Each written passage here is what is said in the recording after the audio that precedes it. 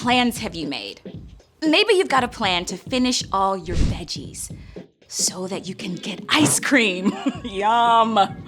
Or maybe you have a plan to clean your room so that you can find your favorite stuffed animal.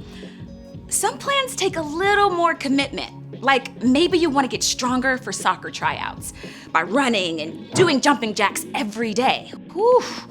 Or maybe you plan to learn guitar by practicing 15 minutes every day.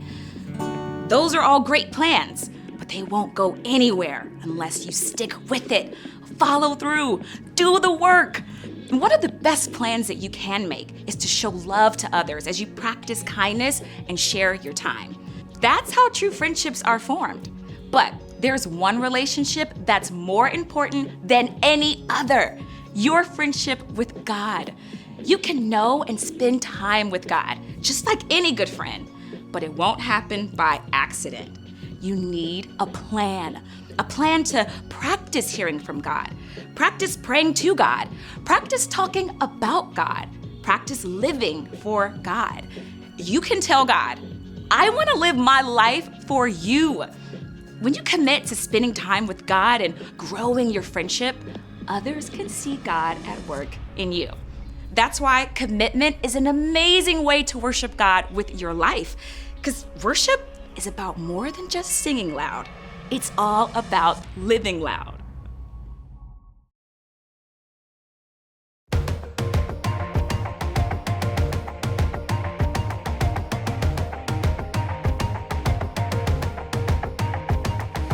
In the air I'm breathing, in the beating of my heart. Yeah, in every song I'm singing, oh, I'm singing to you, God. And I know you hear me when I call, and when I'm weak, I know you're strong. You give me joy, you give me hope. I want my friends to know.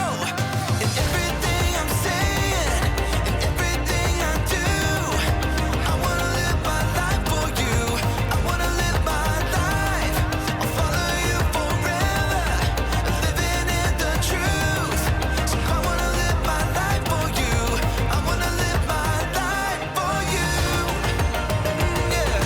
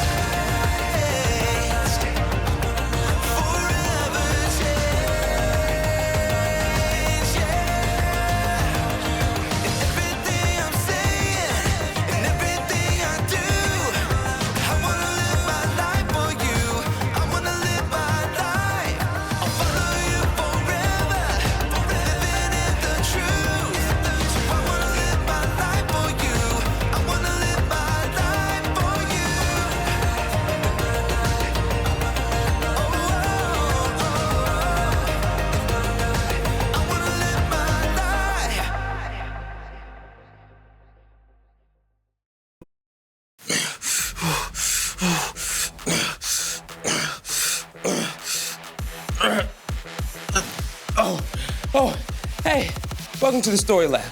This week we're talking about commitment while we take a look at a word picture so good, you might just say it's enlightening. Whew.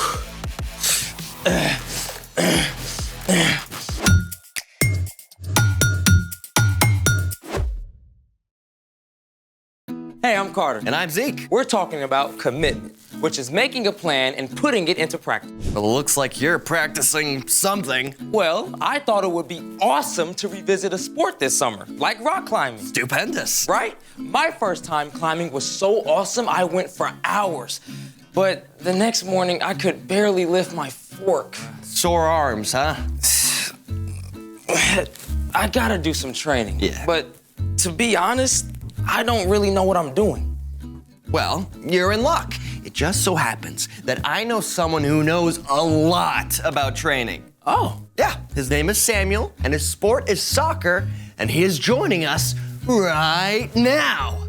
Hey, come on in. Hey, guys. Hey, Samuel, we are so excited to have you here with us today. So happy to be here, Zeke and Carter. So excited for what we have today. Well, we want to learn how you train to be so good at soccer. Yes, like for starters, how did you get started playing soccer? My two cousins, they're the ones that really introduced me to soccer. So ever since then, I got to play with them, be part of their team, and from then, it was a lot of fun. What do you enjoy most about playing soccer? Well, I love playing soccer because when you're out there on the field, it really does feel like you're out there being free. You get to be part of a team. It feels like you guys are working all together towards one goal. And it's really a lot of fun being able to make tackles, being able to kick the ball, make passes. I have a blast every time. So would you say that getting good at a sport involves a lot of training? Oh, definitely, definitely. I would say it involves a lot of training because it's something that takes repetition. You know, you gotta go out there and practice, make sure you're honing your skills, make sure that you're keeping up your endurance, definitely things like that. So I would say it takes a lot of training. So why is training so important? That's a very good question. Training is important because you want to build up your muscles to get stronger. If you go out there and you're not really training, you might get hurt. So that's something you want to avoid, you know? Training also, it helps you because it keeps your skills consistent. And so if you're not training, you might lose a little bit of those skills. You know, as I'm getting older, I feel like I'm losing some of those skills sometimes. So it's important to keep the training up. Yeah. So how is soccer still a part of your life? Soccer is so important because it brings me back to that feeling of being part of a team. Like I said, being with my cousins out there on the field, feels like I'm part of a community again. So I love playing soccer for that reason. Well, you have that soccer ball. Do you think you can show us anything? Well, I think I could pull out a move or two. Yes, please. Awesome, Please let's show do us. it.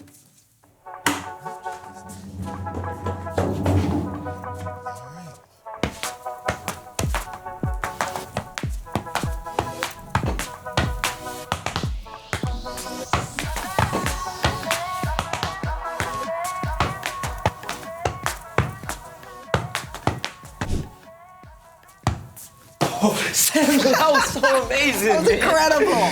Thank you guys, man. I love how training has become such a big part of your life. Yes, and thank you so, so much for sharing all this amazing stuff with us. Of course, guys. Thank you guys for having me, Zeke and Carter. It's been so much fun. Yes, I am so excited to start training for real now, and I'm also slightly intimidated. You sure shed some light on the whole training process. Speaking of light, it's time for The story before the story. Today, we're in the book of Psalms.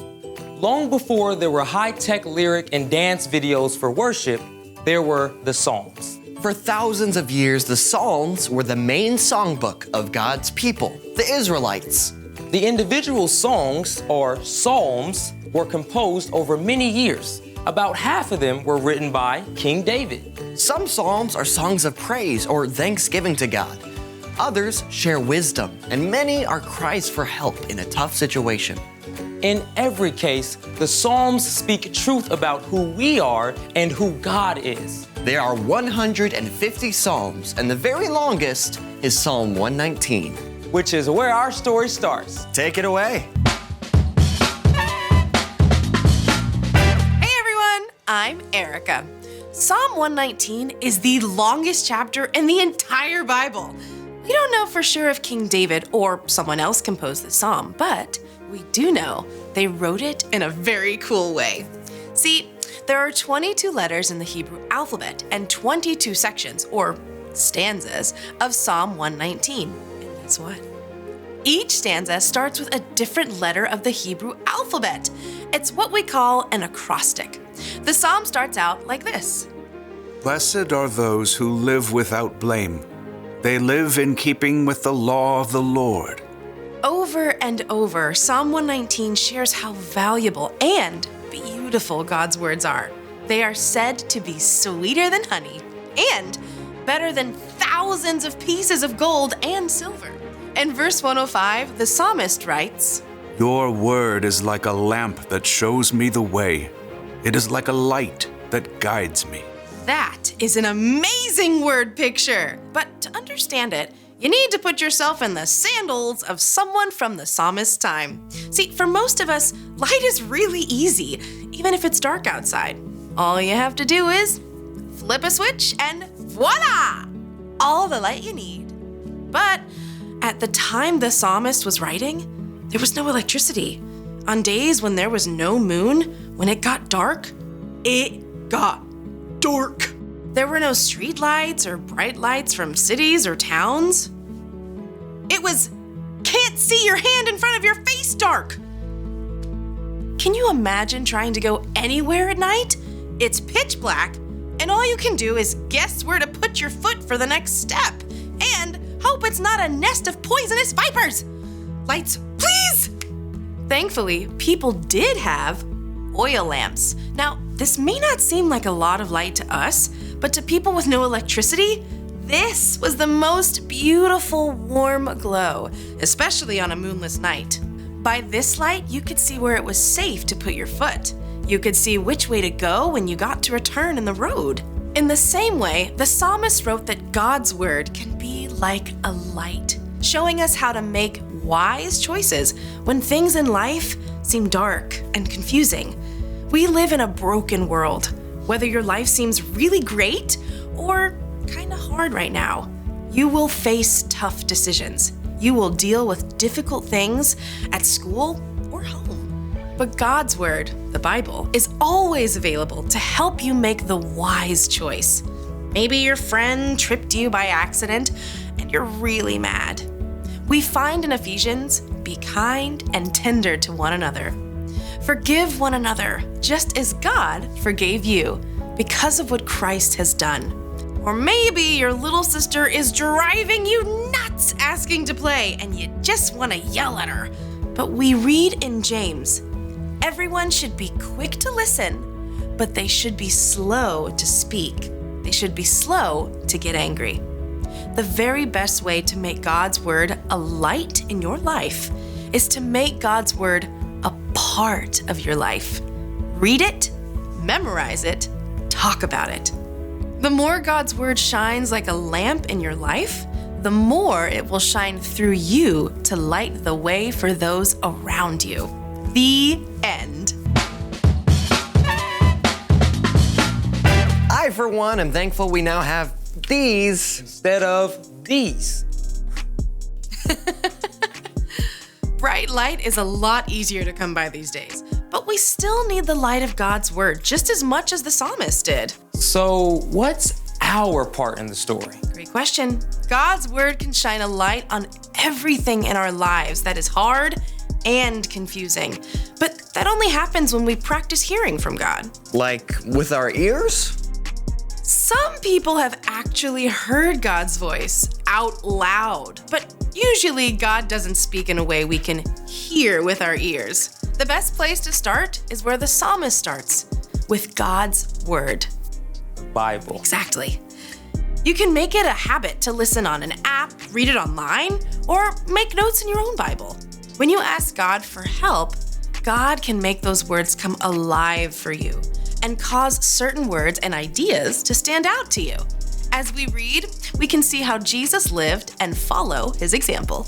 And you can memorize verses too, when God can bring those words to mind right when you need them.